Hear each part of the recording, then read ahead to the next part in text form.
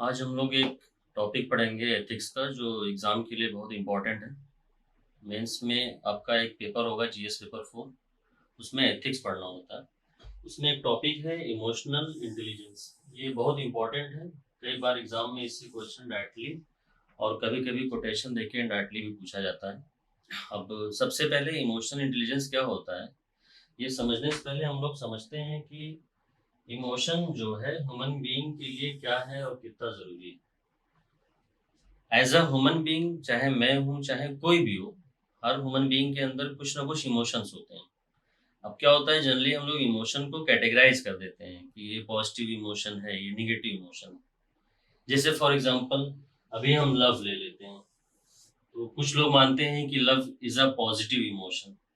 ऐसे टॉलरेंस है। Tolerance means कि अकोमोडेटिव अप्रोच रखना किसी के कल्चर के लिए, फूड के लिए, ड्रेस के लिए, तो इसको लोग पॉजिटिव इमोशन मानते हैं। सेम ऐसे अगर हम हेट्रेड लेते हैं, तो कुछ लोगों का ये मानना होता है कि हेट्रेड जो है वो एक नेगेटिव इमोशन है। हेट नहीं करना चाहिए because it is a negative emotion.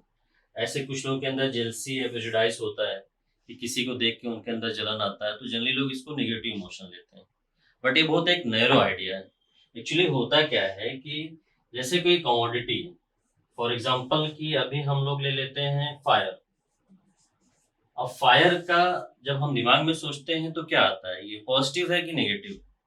तो ये दोनों है। जैसे फायर, और fire we can use this to cook food, खाना बनाने के लिए यूज कर सकते हैं। अब उसी फायर से हो सकता है कुछ लोग किसी का घर जला दें, जैसे आपने कई बार दंगों में देखा होगा कि लोग किसी का घर जला देते हैं आग से। तो ये फायर क्या है, पॉजिटिव है कि नेगेटिव है? अब ये डिपेंड किस पे करता है कि इस फायर का हम यूज क्या कर रहे हैं। अगर हम इसको खाना बनाने के लिए यूज कर रहे हैं, ईंट बनाने के लिए यूज कर रहे हैं, किसी और प्रोडक्शन के लिए यूज कर रहे हैं, तो पॉजिटिव है। अगर किसी का घर जलाने के लिए यूज कर रहे हैं तो निगेटिव है। सेम केस में ऐसे वाटर है। अब वाटर क्या है, वाटर पॉजिटिव है निगेटिव है, ये डिपेंड करता है उसके यूज पे। जैसे वाटर ह्यूमन बीइंग के सर्वाइवल के लिए बहुत ज्यादा जरूरी है। उसका सर्वाइवल ह्यूमन बीइंग का वाटर पे ही डिपेंड है। बट वाटर बहुत एक्सेस अमाउंट में हो जाता है तो फ्लड आ जाता है।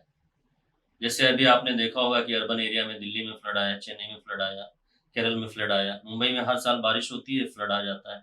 पहाड़ों पे अभी हिमाचल में फ्लड आया, क्योंकि वो एक्सेस अमाउंट में, जितना रिक्वायर्ड नहीं था उससे ज्यादा यूज हो गया। उसको हमने प्रकृति को डिस्टर्ब किया, नेचर को डिस्टर्ब किया, तो उसका इम्पैक्ट क्या है कि वाटर अब हमें नुकसान कर रहा है, जबकि वही वाटर ह्यूमन बीइंग के सर्वाइवल के लिए जरूरी है।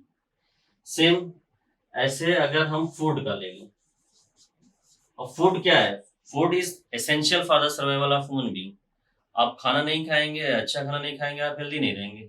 लेकिन वही फूड अगर आप एक्सेस अमाउंट में ले लीजिए, आप मोटे हो जाएंगे, आपकी ओबेसिटी हो जाएगी।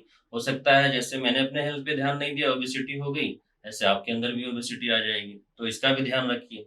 एक सिविल सर्विस का एस्पायरेंट होने के नाते आपका फिजिकली फिट होना भी जरूरी, नहीं तो आप पढ़ेंगे कैसे? वो होता है ना कि साउंड माइंड में, साउंड बॉडी में ही साउंड माइंड रिसाइड करता है। तो जब बॉडी ही साउंड नहीं रहेगी तो साउंड माइंड कहाँ से आएगा, तो पढ़ेंगे कैसे? ऐसे सेम अगर हम देखें तो इमोशंस भी कुछ पॉजिटिव या निगेटिव नहीं होते हैं, डिपेंड करता है कि हम उन इमोशंस का यूज कैसे करते हैं। फॉर एग्जांपल जैसे हेट्रेड। अब ये हेट्रेड जनरली लोग निगेटिव इमोशन मानते हैं। मैं मानता हूं कि डिपेंड करता है आपका हेट्रेड कैसे है। जैसे आप किसी से छोटी सी बात के लिए किसी से एनॉय होकर उसको हेट करते हैं, तो मैं इसको निगेटिव इमोशन मानता हूँ। लेकिन जैसे कोई सोशल एविल, फॉर एग्जांपल जैसे अभी कोलकाता में जो मेडिकल डॉक्टर थी उसका ब्रूटल रेप और मर्डर हुआ है। अब ये एक सोशल एविल है। इस पे, रेप पे आपको हेट्रेड नहीं आ रहा तो दैट इज अ प्रॉब्लम। वहां सबको गुस्सा करना है। वहां ये नहीं कि गुस्से को कंट्रोल्ड अमाउंट में, because it is an social evil and it is a problem for the society. तो हेट्रेड को यहाँ हमें शो करना है, यहाँ हेट्रेड अपने इमोशन को कंट्रोल नहीं करना है। जनरली लोग बोलते हैं ना कि आप हेट मत करिए, लेकिन मैं बोलता हूँ हेट करिए जहाँ सोशल लेवल हो रहा है।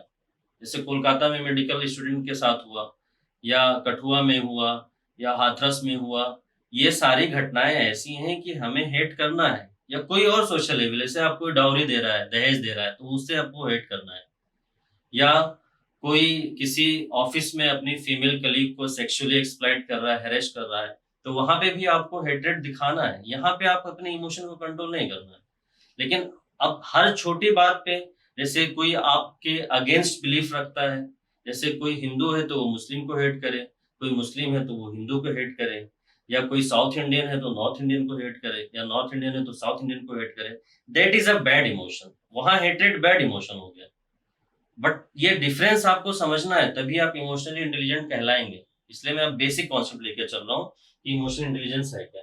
अब हम लोग आ जाते हैं नए कॉन्सेप्ट पे कि एक्चुअल में इमोशनल इंटेलिजेंस जो होता है वो है क्या। तो इमोशनल इंटेलिजेंस का सिंपल मीनिंग जो होता है वो है assess, manage and control your own emotion as well as other persons emotions.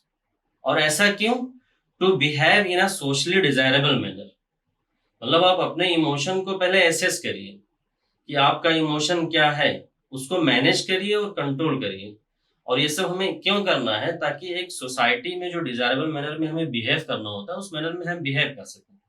यही इमोशनल इंटेलिजेंस है।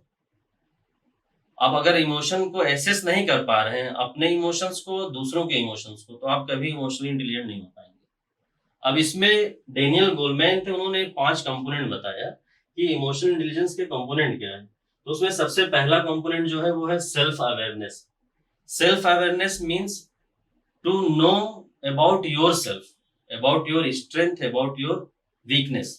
आपका स्ट्रेंथ क्या है, आपका वीकनेस क्या है, आपको किस बात पे गुस्सा आता है, किस बात पे आप ओवर रिएक्ट करते हैं, ये आपको समझना होगा। जैसे फॉर एग्जांपल आप ऑफिस से आए, अब आपका बहुत टायर्ड डे था या बहुत बैड डे था, तो आपको पता चलता होगा कि इस दिन आप ऑफिस से घर जाते हैं तो गुस्सा करते हैं। तो बेहतर ये कि घर पहुंचते ही पहले ही बता दिया जाए कि today is my bad day and please take me a rest. तो घर वाले भी समझ जाएंगे। ये होता है इमोशनल इंटेलिजेंस कि आप पहले से ही अपने इमोशंस को समझ लीजिए। सेल्फ कंट्रोल क्या होता है? सेल्फ कंट्रोल का मतलब क्या होता है कि एक बार आप अपना इमोशन समझ गए तो अब आप उस पर कंट्रोल करना सीखें। जैसे फॉर एग्जांपल आपको ये समझ में आ गया कि आप बहुत गुस्सा करते हैं, तो अब उसको कंट्रोल करिए कि आपको गुस्सा कम करना है। सिंपल तरीके से समझ लीजिए, ये ऐसा बोला जाता है कि rule your feeling lest your feeling rule you. मतलब अपनी फीलिंग और इमोशन पे आप रूल करिए, कहीं ऐसा ना हो आपकी फीलिंग और इमोशन आप पे रूल कर रहा है। इसी को हम लोग सिंपल टर्म में सेल्फ कंट्रोल बोलते हैं। जैसे एरिस्टोटल का एक बहुत फेमस कोट है कि गुस्सा करना बहुत इजी है, it is very easy to become angry, anybody can do that, but right person पे, राइट टाइम पे, राइट डिग्री में, यानी राइट अमाउंट में गुस्सा करना या एंगर करना, इट इज डिफिकल्ट। तो ये आपको समझना होगा, इसी को सेल्फ कंट्रोल बोलते हैं। अगला कंपोनेंट था एम्पैथी। एम्पैथी का मतलब ये होता है कि putting yourself in the shoes of another person and try to feel and understand the pain and misery of that person. जब तक आप ये नहीं समझ पाएंगे, फॉर एग्जाम्पल आप सामने वाले का इमोशन नहीं समझेंगे तो आप उससे एम्पैथाइज ही नहीं कर पाएंगे। तो सामने वाले से जब आपको एम्पैथी होगी तभी आप उसका इमोशन समझ पाएंगे। फॉर एग्जाम्पल जैसे आपसे किसी ने बोला कि यहाँ मिलने के लिए आ जाना, अब बाई अनफॉर्चुनेटली वो नहीं आ पाया मिलने के लिए। अब इसका मतलब नहीं कि आप तुरंत भड़के उसका नंबर ब्लॉक किया और उससे हमेशा के लिए कांटेक्ट खत्म कर लिया। पहले आपको ये जानना जरूरी होगा कि हो सकता है मैंने भी किसी को टाइम दिया हो, टाइम पे ना आ पाया हो, कुछ तो रीजन रहा होगा। हो सकता है आपके उस दोस्त का एक्सीडेंट हो गया हो, ना आ पाया हो मिलने, और यहाँ आप सारा रिश्ता तोड़ के बैठे हुए हैं कि हमें टाइम दिया मिलने नहीं आया। तो ये चीज आपको समझनी होगी। इसी को एम्पैथी बोलते हैं कि आप अपने आप को दूसरे पर्सन के ऊपर रख के देखें कि वो, आप उसकी जगह पे होते तो क्या करते। तो आप यही एक्सपेक्ट करते हैं ना कि आपका दोस्त एक बार आपसे पूछ ले कि भाई क्यों नहीं आ पाए, तो सेम आप उसके साथ एक्सपेक्ट करिए। Next is social skill. Social skill generally persuasion बोलते हैं कि किसी को मनाना या समझाना, इंटेंशनली या डिलिबरेटली, कि कैसे किसी को मनाना। जैसे आप किसी का इमोशन समझ गए, तो अब उस इमोशन को समझे तो कैसे उसको परसुएट करेंगे कि वो एक सोशली डिजायरेबल मैनर में बिहेव करे। इसको सोशल स्किल बोला जाता है। जैसे गांधी जी थे, अब गांधी जी पहले इंडिया आए तो उन्होंने सब लोगों का इमोशन पहले समझा। पहले तो वो अपने आप को समझे, इसलिए तो पहले वो पॉलिटिकल टूर पे गए कि अपने आप को समझ पाए। फिर वो अपने आप को समझने के प्रोसेस में जब उनको सेल्फ अवेयरनेस हुआ तो वो सोसाइटी और इंडियंस के बारे में भी समझे। इंडियंस की प्रॉब्लम से वो इम्पैथाइज हुए, उन इंडियंस की जगह पे अपने आप को रख के देखा। तभी तो वो विदेशी कपड़ों को छोड़ के देशी कपड़े पहनने लगे, धोती पहनने लगे। और उसी का प्रभाव था कि उनके अंदर सोशल स्किल डेवलप हुई। और एक बार जब उन्होंने कोई भी आंदोलन चलाया तो ज्यादातर गांधी जी के आंदोलन पूरी तरह से सफल हुए। तो वो सोशल स्किल थे गांधी जी के अंदर, इसलिए वो सफल हुए।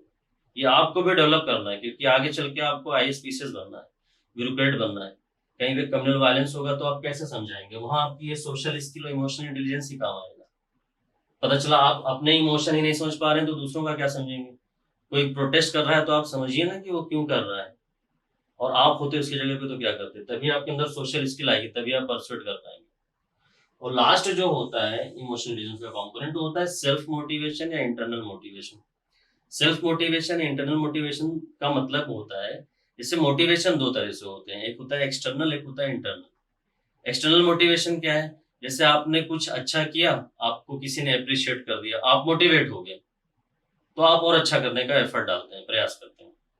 ये कॉमन पीपल के लिए तो सही है कि वो अप्रिसिएशन या अवार्ड चाहिए, बट आप सिविल सर्वेंट बनेंगे, हो सकता है आपकी पोस्टिंग बहुत रिमोट एरिया में हो जाए, जहां पे बेसिक फैसिलिटी ही ना हो। आपको तो कोई अप्रिशिएट भी करने वाला नहीं होगा कि आपने बहुत अच्छा काम किया, बट फिर भी you have to work for the people, you have to work for the country.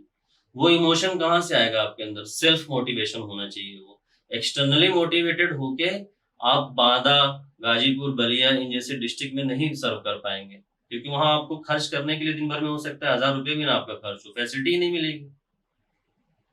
Bundelkhand हो गया, पूर्वांचल हो गया, यहाँ आपको सर्व करना है, तो कैसे सर्व कर पाएंगे जब तक आप इमोशनली इंटेलिजेंट नहीं होंगे, अंदर से इंटरनल मोटिवेटेड नहीं होंगे।